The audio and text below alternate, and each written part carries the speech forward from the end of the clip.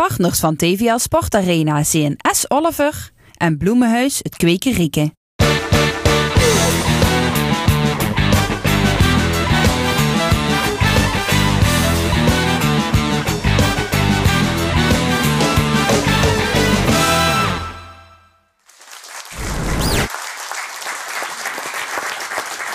Hartstikke welkom bij de Sportarena. En je ziet het, ik stond er aardig op al. En het heeft alles te maken met de club van de week. Maar daar komen we dadelijk op. Eerste gasten van vanavond. De succesvolle trainer van MVV, mogen je inmiddels zeggen, Tini Ruijs.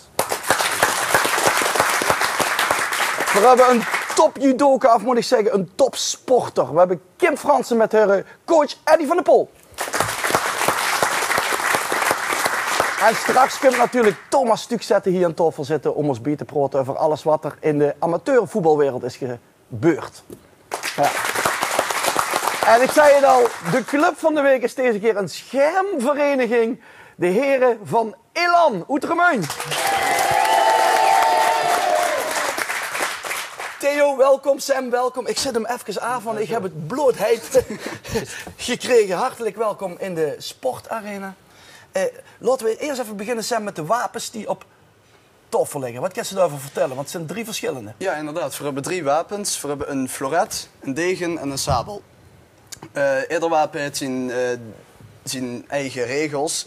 Dus we beginnen gewoon niet ver aan met de floret. De floret is een steekwapen, wat dus betekent dat ze alleen een punt kunnen scoren op het moment dat ze er met stuks op de tegenstander. Dus houden heeft in dit geval geen nut. Ja. Dan geldt er nog bij dat ieder wapen dus ook de eigen regels heeft, dus ook de eigen plaats was een punt kunt scoren. Dat is bij de floret is dat alleen de romp. Dus dat betekent dat de arm, de been en de kop niet meetellen. Dus als ze daar op stikt, dan krijg je gewoon geen punt. Werd de partij wel stilgelegd, maar dan komt er geen punt bij. En verder als we hebben er geen beelden van. Ik kan het misschien heel duidelijk maken, want je hebt net al een demonstratie gegeven. We zien het bij Theo nog een beetje aan het zwijten. Sam, vertel eens over de techniek.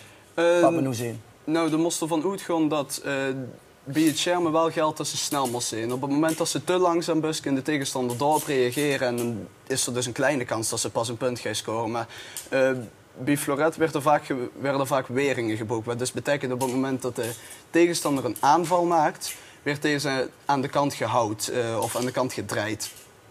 En als die dus aan de kant gehouden is, dan kunnen ze dus zelf een aanval maken. Ja. En als ze het snel zat duist, dan kan de tegenstander er niet meer op reageren. Heb je de andere wapens, Theo's? Nou, we hebben dus nog 2 wapens. Dat is de degen, dat is eigenlijk de duelwapen. Eigenlijk vroeger, voor gestreden, hè, met een degen.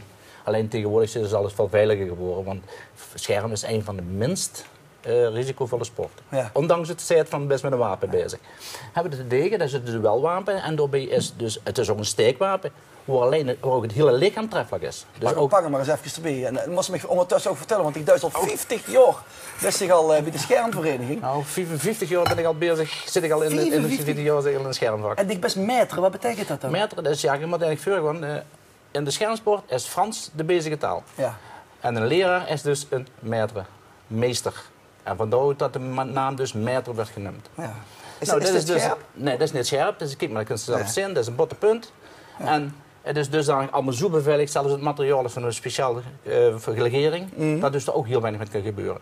En straks zullen we het eens uitleggen over de pakken. Ja. Maar zoals je zag, het is een steekwapen, waarbij dus het hele lichaam treffelijk is. Dus u ziet wat een grotere kom, omdat ze ook de hand is treffelijk. Dus zo makkelijk gezien als er zo'n kumpje is. En vandaar dat dus... Ja. En dat is dus wat betreft de degen. Dan hebben we nog de sabel. En de sabel, dat is een... Oh, kijk uit, Tini, hè? Ik ken hem al. Dat is een steek en een slagwapen. Maar gewoon niet onder een slagwapen verstaan een flinke map. Het is gewoon het aanraken van een tegenstander is al voldoende om dus de treffer te signaleren. Ik zeg dan heel simpel, dat kennen we vanuit de Zorro-films? Die kennen we een beetje uit de Zorro-films. Alleen, ja, sommige films zijn heel fijn gemaakt. Ze zijn ook fijn, maar sommige zijn te grof. En dan noemen ze toneelschermen, noemen ze dat. Ja. Dat ziet ze veel beter uit, toneelschermen, maar in feite wordt alles fijn. Want het gaat om techniek, tactiek en snelheid. Ja. Dat is het belangrijkste. Nu hebben we het over slag- en steekwapen. Alleen het trefvlak bij een sabreur is alles boven de heupen. Dus de armen tellen hier met en het hoofd telt met. Ja. En dat zijn dus de verschillen in deze wapens. Ja. Nu had je het over het toneel. Je hebt zelf zeg je het toneel geweest voor een heuse degenworkshop van Bas en Roel Verwijlen. En Bas kennen we natuurlijk nog van de Olympische Spelen.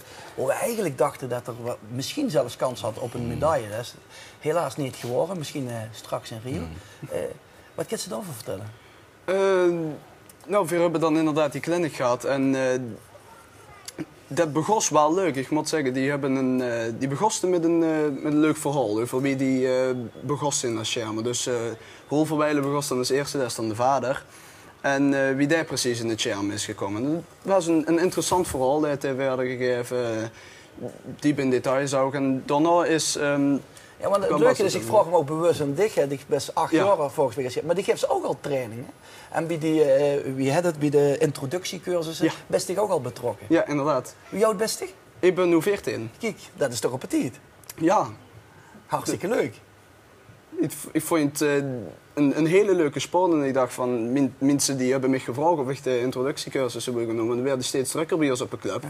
Toen heb ik gezegd, ja, dat wil ik best wel doen. En heb ik dat dus geprobeerd en ik vond het wel leuk, dus dan ben ik uiteindelijk blijven doen. En zo'n workshop van Bas en Roel Verwijlen, dat inspireert dich dan nog extra? Ja, natuurlijk. Dat is natuurlijk ook wel een voorbeeld voor mij.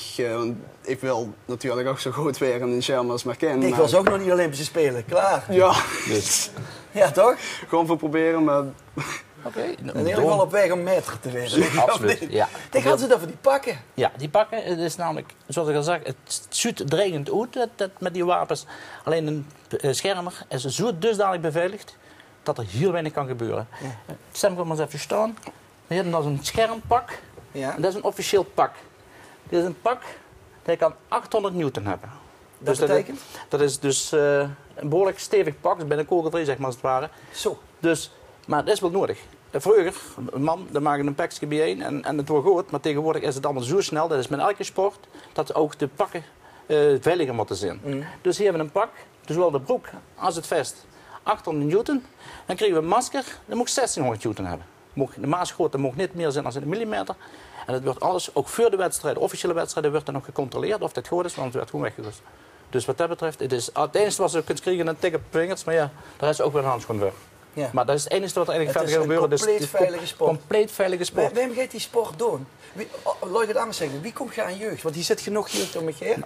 Vooral door reclame, maar ook vooral door deze soort reclames. Dat is heel belangrijk. Want schermen is eigenlijk geen bekende sport. Van vroeger was het toch een beetje een elite sport? Het was vroeger. Vroeger wordt het allemaal in kazernes gebracht. Het wordt meestal de militairen, daar is ook mee begonnen, die sport uitoefenden. Later komen de burgers erbij en zo is dat langzaam gegroeid als het ware tot het nu dus eigenlijk meer burgerverenigingen zijn. Maar wat zit er in die sport allemaal? Want er zit meer in als wat wij zien. Ik bedoel, daar hebben we judo ook hier. Dat vind ik ook zo'n voorbeeld van een sport wat meer in zich heeft. Er zit zoveel in. Dus als ik al zeg, het is snelheid, het is techniek, het is tactiek. Er zit zoveel dingen in. Zelfbeheersing. Discipline. Ja, absoluut. Ja. Discipline moet ze sowieso hebben. Ja. Want je moest dit gewoon roosteren als het ware. Je moest echt die tegenstander gewoon observeren. Van wie kan ik die tegenstander raken zonder dat ik zelf getroffen werd. Want betekent dat voor de jeugd ook coördinatie? Heel belangrijk. Motoriek is heel belangrijk in dit geval. Absoluut. En daar moet je ook rekening mee houden. In het begin dus... Dus ouders die een kind bij de schermvereniging afgeven, die hoeven niet bang te zijn dat kind A niet zwet en B niks leert. Oh, dat komt natuurlijk. Zo was gewoon. Dat is ik zelf ook nog. Als ze bezweet, gaan ze eruit. Maar het is zo, we hebben dus het is in feite 3 groepen. Groep 1, dat gaat tot 12 jaar. Dan groep 2 van 12 tot 18. En dan krijgen we de senioren. En de groep 1 doen we het meer op een speelse manier aanbrengen. Groep 2 wordt al gelijk serieuzer. En de senioren, ja, dat is puur recreatief bij ons. Die komen s'avonds een beetje schermen en dan gewoon die bezweet naar huis. Maar net zoals Sam, die krijgt nog een extra les op zaterdag om naar die wedstrijden te komen. Ja. En dan is discipline heel belangrijk. Sam, wat is die ambitie? Is dat ook echt die Olympische Spelen? Nou nee, maar ik was op zoek naar een sport eigenlijk. En voetbal was niet echt mijn sport. Maar toen zijn we dus eigenlijk het weer gaan kijken. En een vriendin van mijn moeder die zo op schermen. En ik dacht, ja, dat lijkt me wel interessant. Dat schermen, niet die vriendin van die moeder? Nee. Dat schermen inderdaad. Oké, dat bedoel ik. Nee, dus toen ben ik eens gaan kijken en ja, daar ben ik eigenlijk blijven hangen inderdaad. Ik vond het echt een hele leuke sport. Ja. Ik hoop dat ze het nog ver schups. Misschien nog wel ooit als meteren. Maar... Dat hoop ik wel. Ja. Maar het moet door blijven gaan natuurlijk. Maar het is moeilijk om de meters te krijgen. Dus sowieso vrijwilligers zijn heel moeilijk te krijgen. Want het is prof, maar wij zijn met alle vrijwilligers dus. Het is moeilijk om vrijwilligers te krijgen. Dat werd eerder een amateurclub. Dus ik probeer hem wel zover te krijgen. Ik wens u heel veel sterkte erbij met heel veel nieuwe leden. Schermvereniging Elan. Dankjewel. Ja. Wij gaan verder met de trainer van MVV, met Tini Ruijs. Tini, ik zag je aandachtig meeluisteren. Zelf ooit geschermd? Nee, maar ik heb net even gekeken naar de heren. Lijkt me heel intensief. Je ziet het ook, meneer zit aardig te zweten, Maurice. En, ja, ik had graag een les van hem gehad. Die had ik gisteren kunnen gebruiken tegen Holla. Ja, vertel. Je zegt gisteren was de bekerwedstrijd tegen ADO Den Haag. Ja, op het moment dat we het uitzenden is het zaterdag. Dus we kunnen het ook niet over de competitiewedstrijd van vrijdag afgelopen. Vrijdag, gisteren dus, als het uitgezonden wordt, hebben. Maar Holla, wilde je nog een beetje te lijf na de wedstrijd? Ja, dus aanvoerder van ADO? ADO Den Haag ging naar hun supporters en toen kwam dat hele team op me af. En ik gaf toch wat jongens een hand. Je moet toch altijd sportief zijn. Maar je hebt gewonnen, dan is het makkelijk om sportief te zijn. Maar die Holla zei, pleur op. En ik gaf hem zo'n tikje. En hij zei, wil je vechten? Ik zeg tegen jou altijd. Ja, en toen zaten er plotseling 3, 4 Den Haag-spelers om me heen. En ja, toen werd ik ontzet door Beugelsdijk, die hele lange verdediger van Den Haag. En toen was het gesust. Dus dat was wel even mooi om mee te maken. En daar heb je want jullie hebben gewonnen met 2, een ronde verder. Ja. Proficiat, schitterend. Dankjewel. Ben je in de persconferentie nog even op teruggekomen? Ja, dan heb ik hem nog, toen heb ik het nog op Fox Sport gezegd dat Holla geluk heeft gehad. Want als het tot vechten had gekomen, had hij pech gehad. Dat bedoel ik. Dus, hij schermt al jaren met zijn vuist. Ja. Je wint van ADO. Is dat tekenend voor de fase waarin MVV nu zit? Ja, ik denk dat het tekenend is voor ons. Wij zijn in goede doen. En de Eredivisie is een slechte doen. Want ik hoorde als Den Haag de inhaalwedstrijd wint, staat zelfs FC Den Haag, wat eigenlijk tegen degradatie vecht, maar 6 punten achter op de nummer 1. Ja, het is een bizar rare competitie. We hadden het er net over en iedereen verspeelt heel veel punten. Dus zelfs Den Haag zit eigenlijk, als ze die inhaalwedstrijd winnen, nog dicht bij de top. En zij hebben gewonnen zaterdag van de nummer 1 van Nederland. En als wij dan 3 dagen later FC Den Haag of ADO Den Haag eruit knikkeren, ja, dat zegt wel iets over onze kracht ook. Ja. Ik zei al, we kunnen de wedstrijd van gisteren tegen FC Os, daar weten we nog niks van. Die moet op dit moment nog gespeeld worden. Ja. Maar voor die wedstrijd hebben jullie een doelsaldo van 15 voor en 13 tegen. 15 voor, dat betekent op 1 ploeg na de minste doelpunten gemaakt. 13 tegen betekent op 1 ploeg na de minste doelpunten tegen. Ja. Zegt dat dan alles over MVV?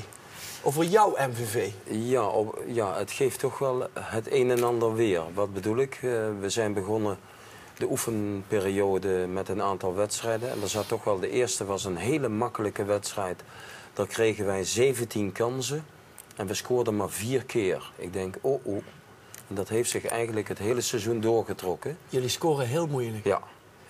Dus gelukkig maar dat we dan een hele goede verdediging hebben. Ja, je hebt op een gegeven moment geloof ik ook geroepen, wij mogen niet meer als gemiddeld 1 doelpunt per wedstrijd. Dat riep ik voor het begin van het seizoen. Voor het begin al? En toen zei iedereen, ja, dat is bijna onmogelijk. Nu zitten jullie op een lager zelfs gemiddeld. Geweldig zitten jullie. Ja, -1 dus. Ja. Maar aanvallend baart je nog steeds zorgen? Ja, we krijgen genoeg kansen. Ook tegen Den Haag hadden we eigenlijk na rust gelijk, hè? Op 3-4-0 moeten komen. Open kansen. Die mis je dan weer en dan scoren hun een doelpunt. Die Van Duinen, ja, die goede speler, wat het prachtige doelpunt maakt tegen Twente. Geweldig. Ja, dus toen werd het nog spannend, maar gelukkig hebben we het kunnen redden. Maar betekent dat, want MVV zit natuurlijk financieel ook lastig. Je mag niet verwachten dat je er in de winterstop een spits bij kan halen of iets dergelijks. Hoe ga je dat oplossen?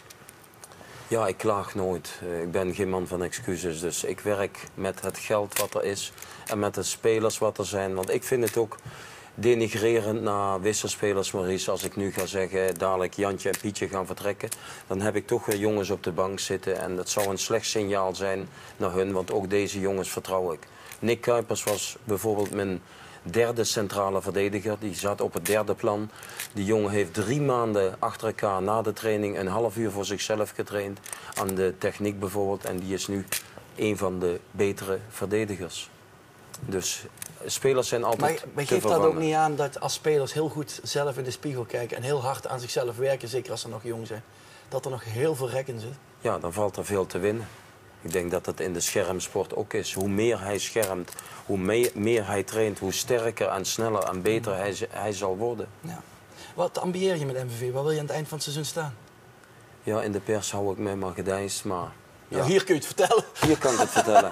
Ja, ik laat soms het woord promotie wel eens vallen. Ja? Ja.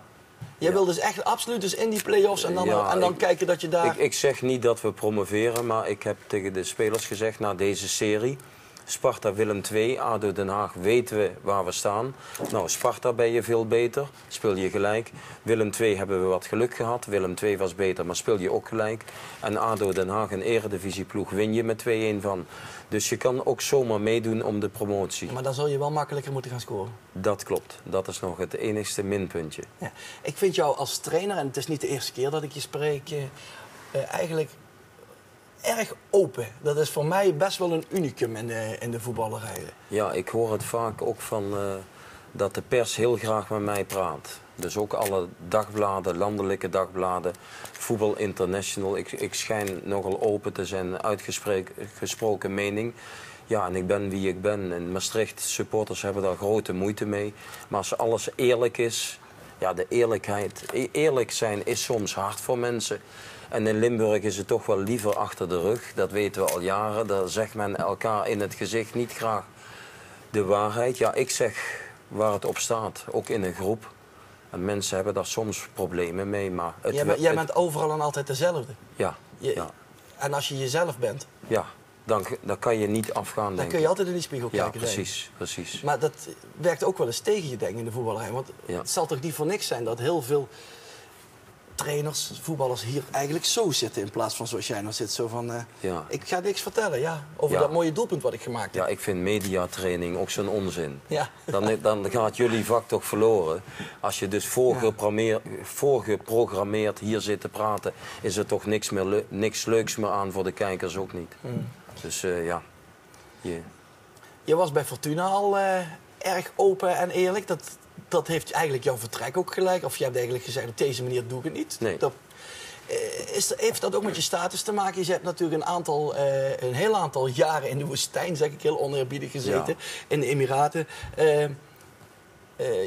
Ik neem aan, jij bent onafhankelijk. Jij zegt wat je denkt.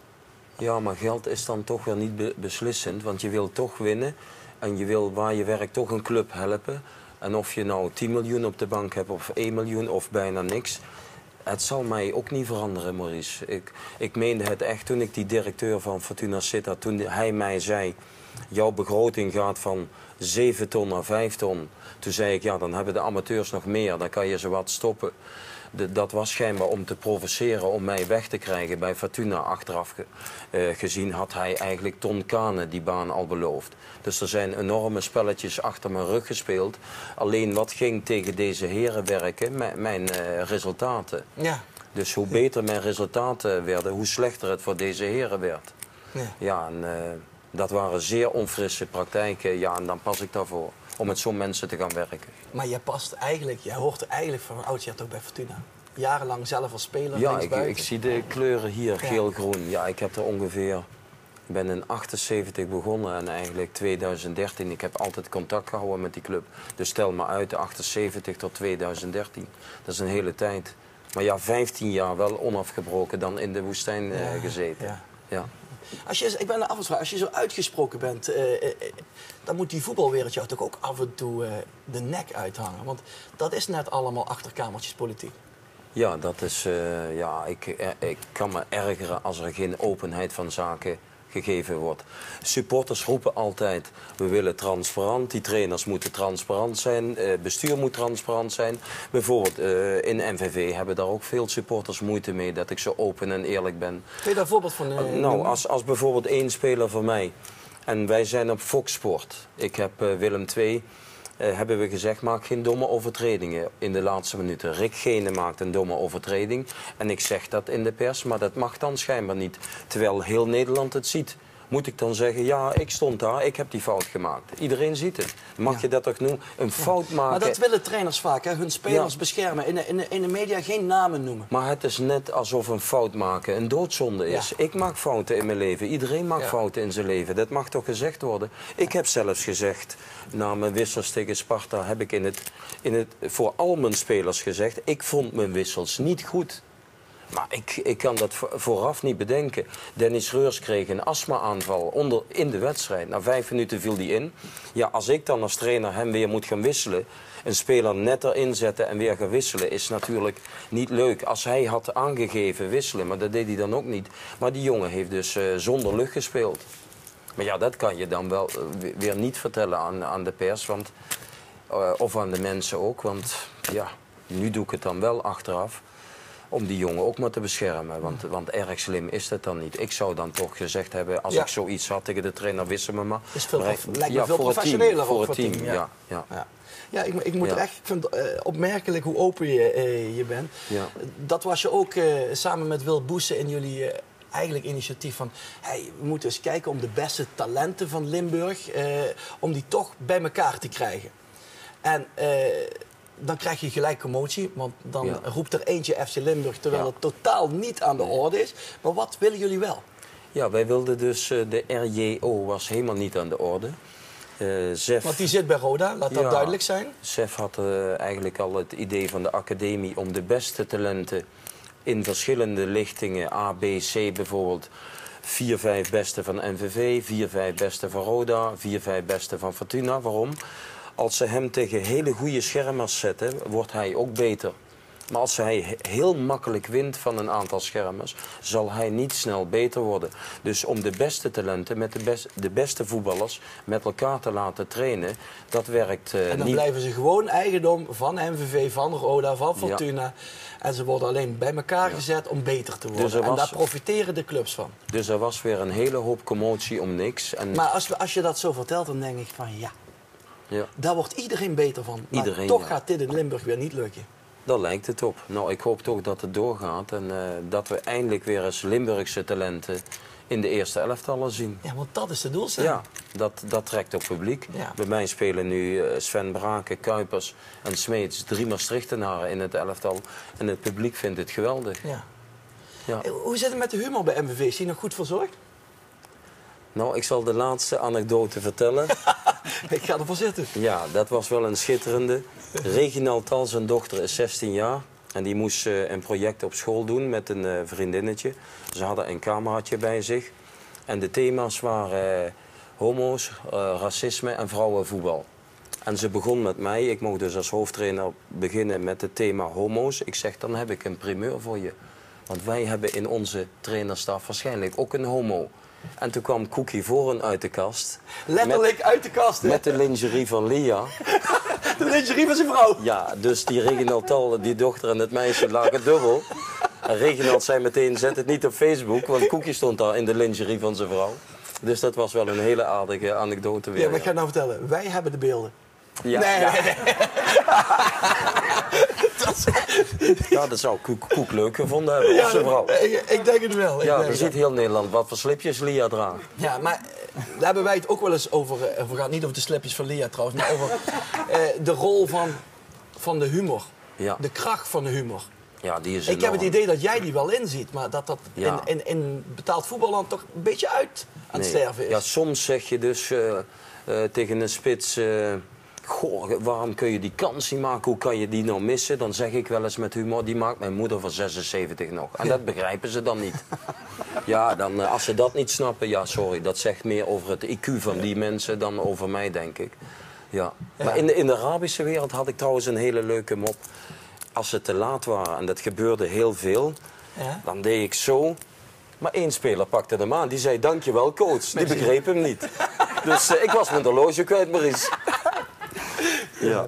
Nou, over horloge gesproken, ik moet ook de tijd in de gaten houden. We zitten tot de reden, ik kan uren met je praten. Maar geef me een applaus, de trainer van de MVV, Tini Ruijs. Dankjewel. Dadelijk praten we hier aan tafel verder met Kim Fransen, judoka en haar trainer Eddy van der Pol. Maar we gaan er eerst tussenuit voor de reclame. Partners van TVL Sportarena zijn S. Oliver en Bloemenhuis het Kwekerieke.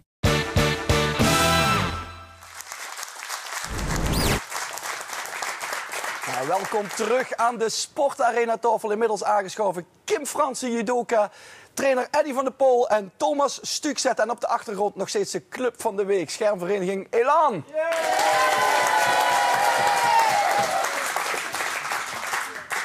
We praten dadelijk bij over het amateurvoetbal. We beginnen met judo en we beginnen met Kim Fransen van Opperhuiver, zeg ik altijd. Maar inmiddels verhuisd naar Helmond, als ik goed heb, Kim. Ja, dat klopt. Inmiddels woon ik 2 jaar in Helmond. Alles voor de sport? Alles voor de sport en ook voor het werk. Wat doe je? Ik werk bij Stichting JIP als combinatiefunctionaris bij de gemeente. En daar geef ik diverse clinics op scholen. Judo-lessen? Ja, vooral veel judo. Ja, Ja. dat is eigenlijk mijn hobby. Ja. Ja. Hoe kan het dat jij hier pas voor de eerste keer zit? Dat heb ik mij afgevraagd toen ik jou aan het voorbereiden was. Ja, nou dan moet ik heel ver terug.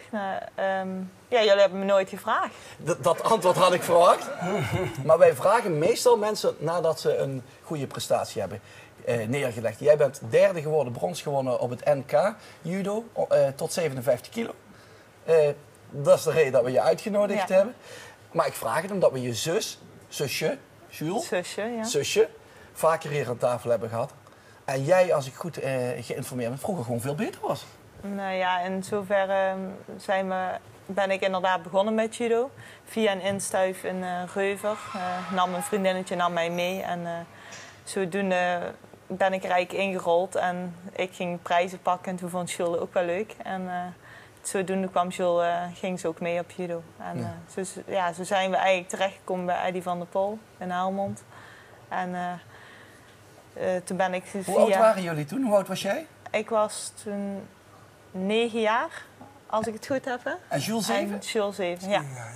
En kun je dat moment nog herinneren dat die 2 meiden binnenkwamen stappen? Ja, dat is een geweldig moment. Wacht heel even, je hebt die judo-school in Helmond, voor de mensen die denken, wie zit hier? Heel klein judo-schooltje in Helmond. Zelf 8 keer Nederlands kampioen geweest en 3 keer zilver op de EK. Als ik goed. En ik heb 2 keer zilver en 1 keer brons op de EK. Kijk. En 3 keer zilver met het nationaal team op het Europese Dus hier zit niet zomaar iemand?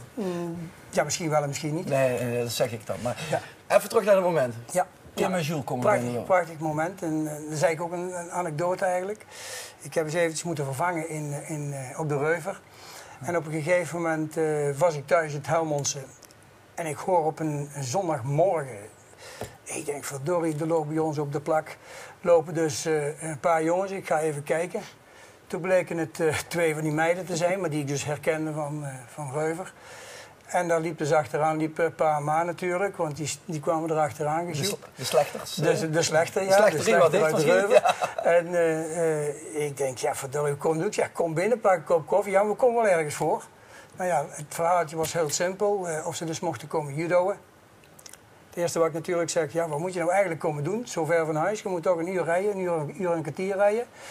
En ze zijn nog zo jong en ze kunnen nog van alle kanten omvallen. Dus wie weet gaat het er niet worden. Maar ze wilden gewoon toch in het Helmondse blijven. En ze hebben dus 1 uur genomen, daarna 2 uur en daarna waren ze dus 7 dagen in de week bij ons.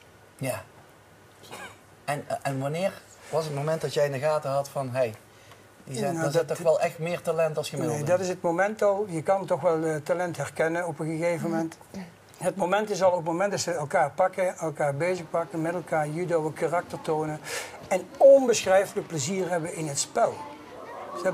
Die waren altijd aan het dollen, een beetje aan het mieteren, maar ze hadden er altijd plezier in. Nou, als je dat kan vasthouden, dan komt de top vanzelf. Dat vind ik een mooie uitdrukking. Dat vergeten sommige andere sporters wel eens. Ja. Plezier de basis is van alles. Basis van alles. Ja.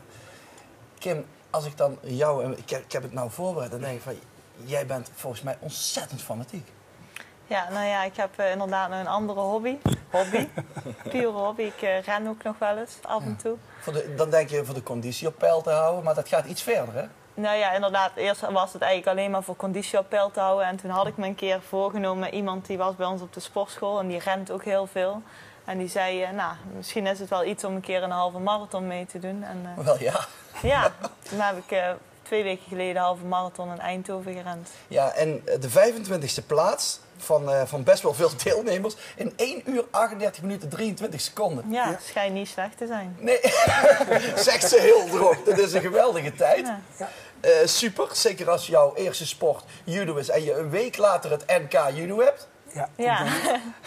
Dan denk ik van, ben je nou helemaal van de trap gevallen? Maar... Nou ja, in zoverre, ik had me daarvoor ingeschreven al ver van tevoren. En eigenlijk zou ik Zuid-Nederlandse kampioenschappen helemaal niet meedraaien. Ja. Maar omdat ik nog zo altijd zo geprikkeld ben en het zo fijn vind om het spelletje judo te spelen, had ik toch nog besloten om de stoute schoenen aan te trekken en nog een keer mee te doen. Nou ja, dat beviel goed. Ik werd Nederlands kampioen. En daarna mochten we door naar het Nederlands kwalificatietoernooi. Nou ja, daar staan er dan een stuk of 20. En vanuit daar moet je bij de eerste 6 kwalificeren, wil je doorgaan naar het Nederlands kampioenschap. Nou ja, daar begon al heel goed. Hoezo? In de eerste wedstrijd kon ik al meteen eraf. Ja, dus je moest echt kansen inleggen? Ja, ik mocht al meteen naar kansen. Want de regel is zo dat je niet meer onder de gordel vast mag pakken of geen beentjes mag pakken.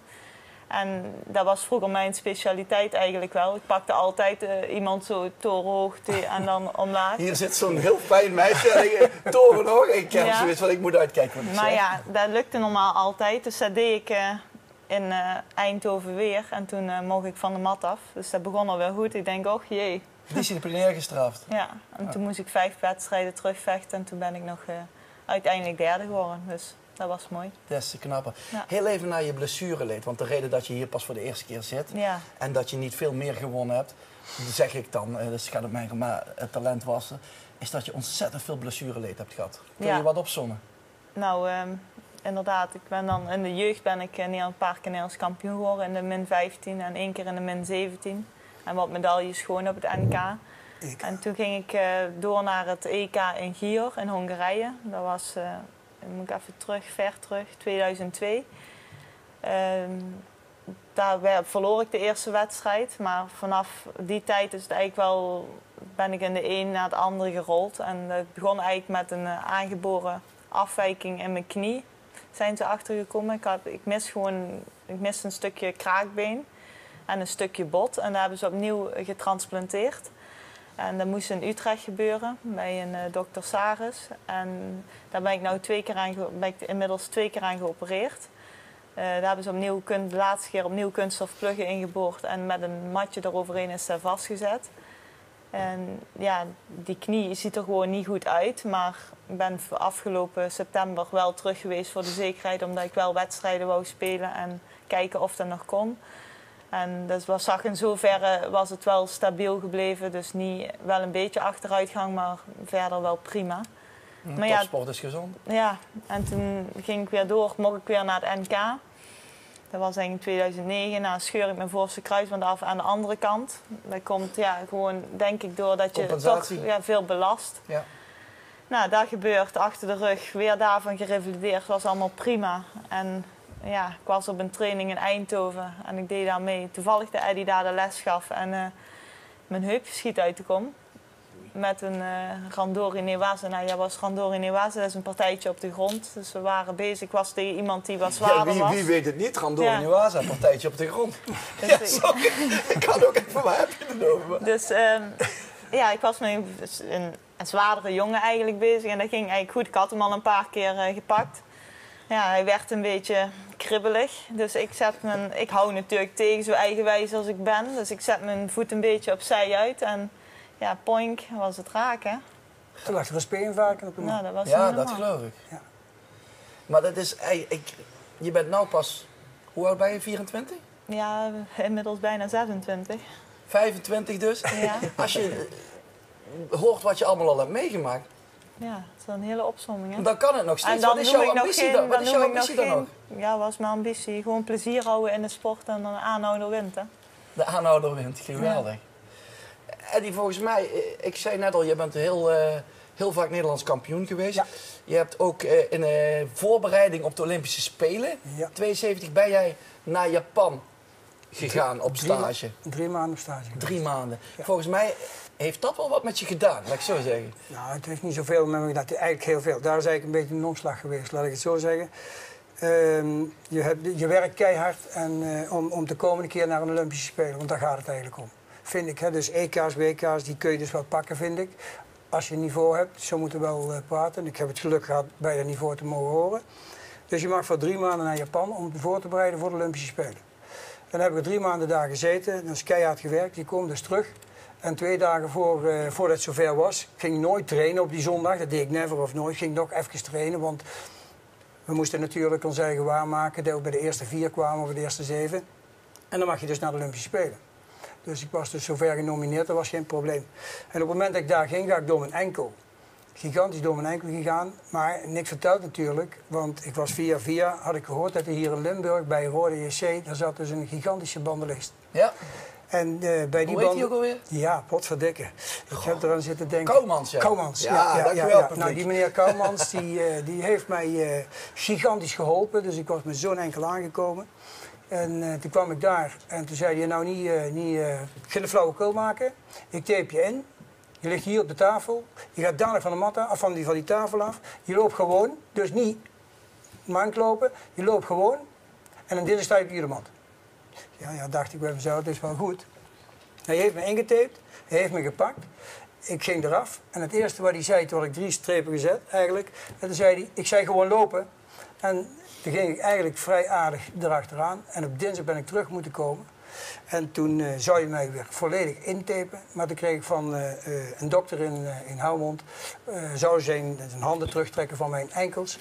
Ja, dan ben je misschien nog te makkelijk te beïnvloeden. Dus heb ik het niet gedaan. Dus ik ben in de gips gegaan. Toen heb ik nog eens gesproken gehad met de arts van het NOC. En die zei, Eddie, geen enkel probleem. Ook jij krijgt dus een toernooi. En dat was in Duitsland. Om daar je nog waar te maken. Heb ik gedaan. Ik word daar derde. Heel verhaal maar vertellen. Dan, ik won alleen maar verloor alleen maar van de Europese kampioen op dat moment. Dus dat was dus 5 weken nadat ik dus die enkelblessure had. Die was toen Europees kampioen geworden. Maar je mocht toch niet naar de Olympische Spelen? En ik win van de tweede van de wereld en ik win van de derde van Europa op dat moment. En de NOC had op dat moment beslist, namens de Judebond Nederland, dat was toen de NJB. Nee, we moeten dit toch maar niet doen. Op dat moment heb ik dus gezegd, JBN, op dit moment JBN. Je bekijkt het maar, ik stop met alles. Maar ja, dat kan niet. Nee. Dus ik ben gewoon doorgegaan. Je bent later trainer geworden, Ja. die zusjes komen binnen. Je hebt Jules naar een aantal successen kunnen coachen. Waarom had Jules niet weg moeten gaan? Ja, nou, en dan heb je een half uur zou ik zeggen van hier. Nee, 20 seconden. Ja, dat is heel moeilijk. Ik vind gewoon dat we dus bij elkaar moeten blijven, dat vind ik. Maar wie ben ik om dat te beoordelen? Dan kom ik dus terug op de JBN. Daarom is de JBN voor mij gigantisch gezakt. En dan moet dus zo'n dame of een heer, wie je ook hebt, die moet dus naar de nationale trainster. En de trainster die verplichtte haar dus te komen. Nou, Jules gaat mee, dus dat is niet zo moeilijk. Want op een gegeven moment zeg je, als je toch verder moet, moet je daarmee meegaan. Je moet niet blijven zitten, want er is maar 1 weg en dat is daar. Maar ik vind het heel erg dat het dus zo gebeurd is. Maar ik wens natuurlijk heel veel sterkte, gigantisch veel kracht. En ik hoop dat ze blijft doorgaan om toch naar de Olympische Spelen te gaan de volgende keer. Mijn afsluitmoment zou kunnen zijn de Olympische Spelen in Londen. Maar dat is helaas niet gebeurd. Maar goed, zo simpel ligt het. Rio wordt je afsluitmoment. Dan nemen we Kim mee. Wellicht met Kim. Kim, als jij nou de mat op gaat, laatste vraag. Heb jij dan nog angst voor blessures? Nee, op het moment niet meer. Nee, Dus je bent vrij? Ja. Maar er kan altijd iets gebeuren. Maar ja, dat is dan zo. Dat is het risico van het vak. Hè. Ja. Ik wens jou, of het nou aan het lopen is of met judo, met je ambitie, want je bent een op- en topsporter. Heel veel succes in ieder geval. Dankjewel. Kim Fransen, Eddie van der Bol. Ja, Thomas, welkom trouwens. Als ik die verhalen huur, dan denk ik van, ze huurs wieveel die mensen er allemaal voor over hebben om hun ambitie na te streven. En dan komen wij allebei uit de voetbalwereld en dan denk ik had vroeger ook nog wel iets meer mogen geven. Ik had het precies hetzelfde net. Nee, mij niet 100%, want vaak als je jonger bent, ik vind het heel knap. Zeker als mensen nog heel jong zijn, om dat op de mat te leggen. Ja, maar Kim is al 25. Ja, dat snap ik, maar het is zelfs wat ik bedoel. Ze waren ook 16 toen het allemaal boek was, misschien wel 15. Dus, 9. Nee, zelfs. Ja, ik vind het heel knap. We gaan naar het amateurvoetbal in de wandelgangen. Want er is denk ik het afgelopen weekend genoeg gebeurd om over na te praten. Absoluut, want we hadden ik ben een beetje hees trouwens, je merkt het wel. En, die feestjes die zich allemaal op zich. Voor weekend. Ja. Maar goed, we hadden de periodekampioenen afgelopen week. Dus dat stond in het... Ja, de eerste periodekampioenen. Wat ben je te noemen? Nou ja, Limburg, ik heb ze hier allemaal opgeschreven. Hellas, FC Uden, Rood-Groen LVC. SVM Münsterglen, Welre en natuurlijk SV Laag. Daar hebben we een fotootje van. Want periodes die zijn altijd goed voor de kantineomzet. En voor de kleedkamersfeer. Dan weten ze Wiert wel weg met dat. En dan weten ze weer wel rol met ook. En dat is altijd goed voor een team. En we hebben vorige week de statistieken gehad. Nou ja, we moeten afwachten hoe het allemaal gaat lopen zo'n eerste periode. Maar wij het gewoon in de gaten. Felicitaties voor deze eerste periode kampioen. Ja. Was trouwens leuk. In de derde klasse A hadden we 3 gelijke spelen. En alle 3 de ploegen speelden met 3-3 gelijk. Nou, dat is toch apart. In één klasse. Dus derde klasse A is SCM Maastricht tegen RKSV. Ambi, ook Maastricht, 3-3. WDZ tegen UOW, Ubaghoven Worms, ook 3-3. En de laatste, Kerkrade West tegen Voerendaal, ook 3-3. Nou, had ik dat op de Toto goed trouwens? Nee, du was sowieso wij niet zo deze dingen. Volgens mij had ik Kerkrade West, maar dat weet ik niet zeker. Ja, nee, dat had ze fout. Of nee, daar was de enige dat ze goed had. Ja, dank. Maar we komen dadelijk weer op de Toto, want de best gestegen trouwens. Hey, EVV, we zitten in een dipje. Ja, nou, dipje, zware weg gehad in ieder geval. Weekend 1-0 verloren van JVC en in 2 luiken. Dinsdag gingen ze voor de beker dan naartoe. En, ook verloren met 3-0. En verloren met 3-0, dus volgende week of zondag moeten ze tegen HBS en dan moeten ze punten gaan pakken, want anders komen ze misschien echt in een dipje. Ik zal hem in een neerwaartse spiraal, zoals we dat zo mooi... ik zal hem in de Toto metnemen dadelijk. Zoals ze het zo mooi zeggen. Maar JVC Kuik is door en net zoals Tine Ruijs zei al van, ik wil JVC hebben, want dat is allemaal begonnen. Tine komt oorspronkelijk van Kuik, hè? Zeker, het net verteld. Is er begonnen, dus... Ja, dus hij hoopt, hij draait al doemen nu. Ja, MVV tegen JVC. Het zou leuk zijn, daar komen ze nog heel ver waarschijnlijk. Absoluut. Tini tegen Hansi. Tegen Hansi. En één treedje leger, want dat is topklasse natuurlijk, EVV en JVC. En in de hoofdklasse hadden we echt wel een unicum eigenlijk afgelopen weekend. Toen ze het zeiden, ik geluisterde eerst niet. Nee, maar dat ken ook echt niet dit, hè? Nou ja, het kind dus wel. Vertel even wat er gebeurd is. Van Rooij, eerste keeper Niels Nielen. Ja. Prima. Maar tweede keeper was geblesseerd. Nou, toen gingen ze even kijken en toen kwamen ze bij de derde keeper uit. Nou, daar had hij een rode kaart gekregen. De vierde had hij rugklachten. De van de A-jeugd had hij een rode kaart, sorry, dat was hem. En de van de B was een tweede keeper. Dus hoe komt ze uit? Nou, bij de keeperstrainer. Bij de keeperstrainer of een zangers. En de 61-jarige mens, Huub Sturms werd het. Dus dat is helemaal allemaal met het balkon bij de Muppet Show. Hè? Nu moest er een...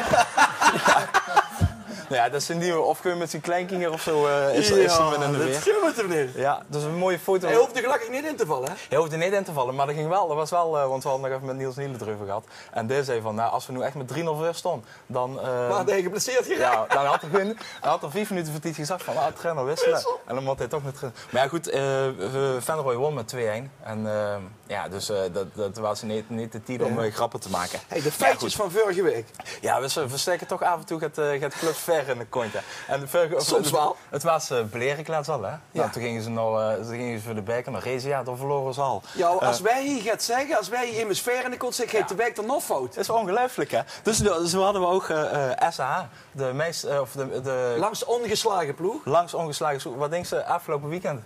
Het hechte verloren ding, SAH. Hechte verloren. Doenraden, hij wou Gergouw, weet je nog? Hartstikke leuk. Dat had zo de 28 wedstrijden zonder gelijkspel. Nooit gelijk speelde hij. Wat denk je afgelopen week? Ja, ik vul hem. Gelijkspel. Dus dat is ongelooflijk. Dus laten we er dan nog een feitje in gooien. Kijk of we het kunnen. Feitje. GSV. GSV 28 goed gehouden. Dat is een leuk feitje. Ja. 442 minuten spelen die al zonder tegengoal. Dat is knap in de tweede klasse G. De wedstrijd wat er dit weekend gaat gebeuren. We leggen nu al druk op ze. Dus ik denk, ik weet het niet, maar Michel Haan... Sterk de GSV. Michel Haan is dat trainer? Michel Haan is trainer. Spelen de zonnig aanvallend. En een spitske. Ja, absoluut. Dus veel sterkte ervoor. Hey, er gaan al heel veel geruchten dat trainers al aangeven dat ze dit seizoen helemaal bij de club werkzaam zijn. Maurice de Wit zit daar veers van altijd open voor tips en we krijgen ze alleen maar binnen. Joh. Het is volgens mij al de 15e trainer. Ja, het is net, we beginnen aan november. Ja, het is net november en er zit al 15 trainers hebben dan aangegeven. Afgelopen woensdag kwam naar buiten Ger Vrome van Hoensbroek. Tuide toch heel goed met zijn jonge ploeg. Ja. Hebben vernieuwd en stonden volgens mij derde. Dus doen het echt goed. Maar ja, hij denkt dat het beter is om na dit seizoen weg te gaan. Ja, dat zijn de feiten. Zo hadden we ook Gerrit Olijven van Vaasrade. En de trainer van Hebus, Rob Gene. Rob Gene. En dat is wel een apart verhaal, want die zit al 6 jaar bij een club, allebei. En dat is voor amateurbegrippen een vrij lange tijd. Moet ik je wel vertellen. Ja. Dus die gewoon nu ook nog een andere uitdaging. Maar ik vond het zo wel... Ik ben benieuwd wie die groep erop reageerde altijd. Hè? Dat is altijd afwachten. Weet je, dat kan twee kanten uit gewoon. Of mensen denken van, hij gaat toch wel, laten we maar lekker lauw loenen. Of ze willen nog even echt voor de trainer door het vuur gaan. Wat zo'n vereniging ook wel helpt. Ik ga nooit van het lessen. We gaan naar de voorbeschouwing. Ja, voorbeschouwing. En we hadden dus al de periodes. En de rest van de periodes werd komende zondag op 1 klasse na werden die vergeven. Ja, we hebben Geusel tegen BMR. Beide stond aan kop, nummers 1 tegen nummers 2. Wat is BMR? BMR is Margaret, nee. God, Ik zit hier als expert. Ja, maar daar hebben ze me gelezen ook een keer gevraagd. Banholt, dat is hem. Banholt? Ja, en ik heb geen Urk, hè, dus het moet even gezag werden. Ja. Nee, 2 opstichter, maar maakt niet meer. We hebben EMS tegen Baaksem. Ook nummer 1 tegen nummer 2. Baaksem, RKVB, was ook is een free aparte ploeg. Moet ik even vertellen?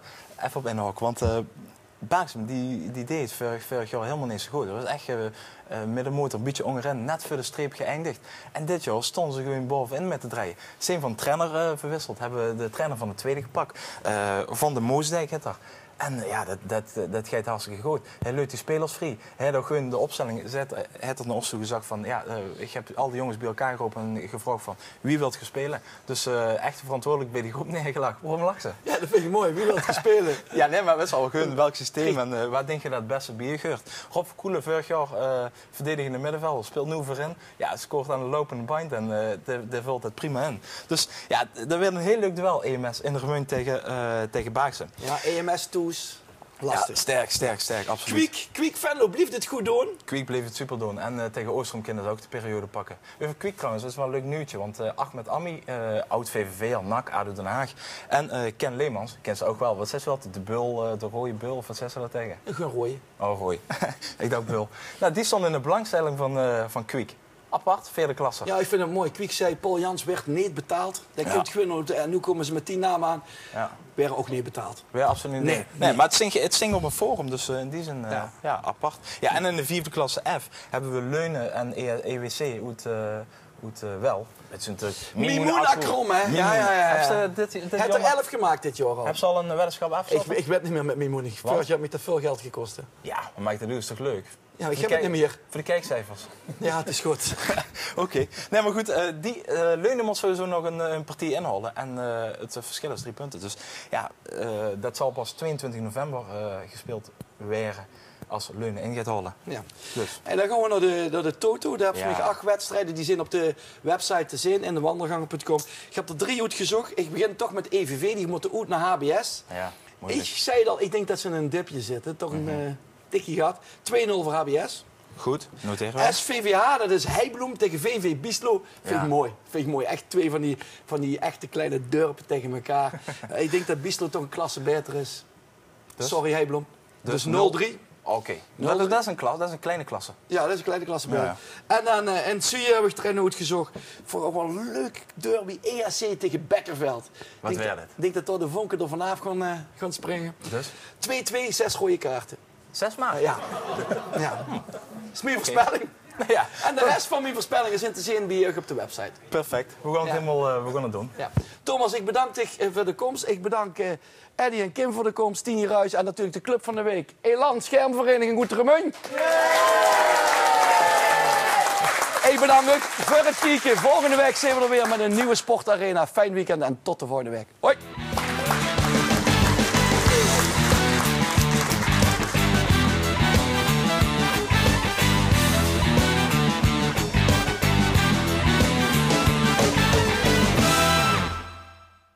Partners van TVL Sportarena zijn S. Oliver en Bloemenhuis het Kwekerieke.